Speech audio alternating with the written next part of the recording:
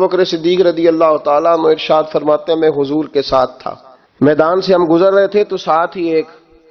باغ تھا، وہاں بڑا رش تھا، لوگ بڑے اکٹھے تھے،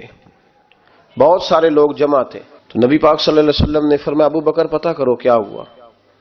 جناب صدیق اکبر رضی اللہ تعالیٰ عنہ تشریف لائے اور واپس جا کے عرض کرنے لگے یا رسول اللہ صلی اللہ تعالی علیہ وسلم ایک اونٹ پاگل ہو گیا، لوگوں کو کاٹ رہا ہے،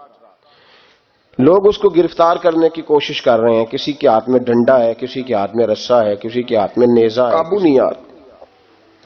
نبی پاک صلی اللہ علیہ وسلم نے فرمایا چلو میں چلتا ہوں۔ حضرت صدیق اکبر عرض کرنے لگے یا رسول اللہ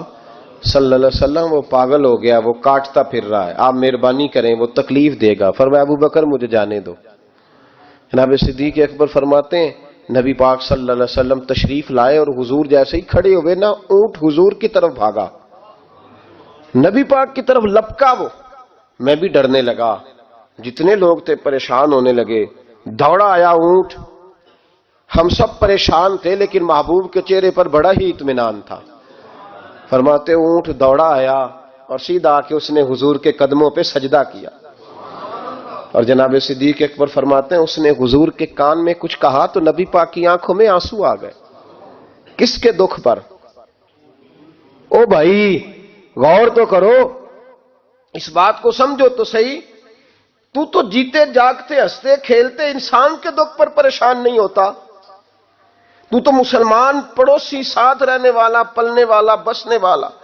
اس کی جوانی لڑک پن بڑھاپا تو نے آنکھوں میں دیکھا، تجھے اس کے دکھ پر پریشانی نہیں ہوتی۔ ایک اونٹ کان میں بولا، اس کیفیت کو سمجھ تو صحیح یار، اس رنگ کو محسوس تو کرو مہربانی اہل زمین پر، خدا مہرباں ہوگا عرش بری پر۔ کے کان میں کچھ کہا، حضور رو پڑے، اور پھر محبوب نے فرمایا رسی لاؤ۔ مالک رسی لایا تو حضور نے اس کے ناک میں نکیل ڈالی، اس نے خاموشی سے ڈلوا لی، حضور نے اس کے ہاتھ میں دیا اور فرمایا تو کہتا ہے پاگل ہو گیا، وہ شکایت کر رہا ہے کہ حضور گرمی میں تپ جاتا ہوں پر پانی کا گھونٹ نہیں دیتا، یا رسول اللہ صلی اللہ علیہ وسلم یہ میری طاقت سے زیادہ مجھ پر بوجھ رکھتا ہے، محبوبہ میں تیرے سوا کس کو دکھ بتاؤں، کام زیادہ لیتا ہے چارہ کم ڈالتا ہے۔ او بھائی میرے محبوب پاک سید عالم صلی اللہ علیہ وسلم نے ہمیں جو مزاج عطا فرمایا وہ تو اس طرح کا ہے کہ جانور کو بھی دکھ ہو تو محبوب پاک کو تکلیف ہوتی ہے،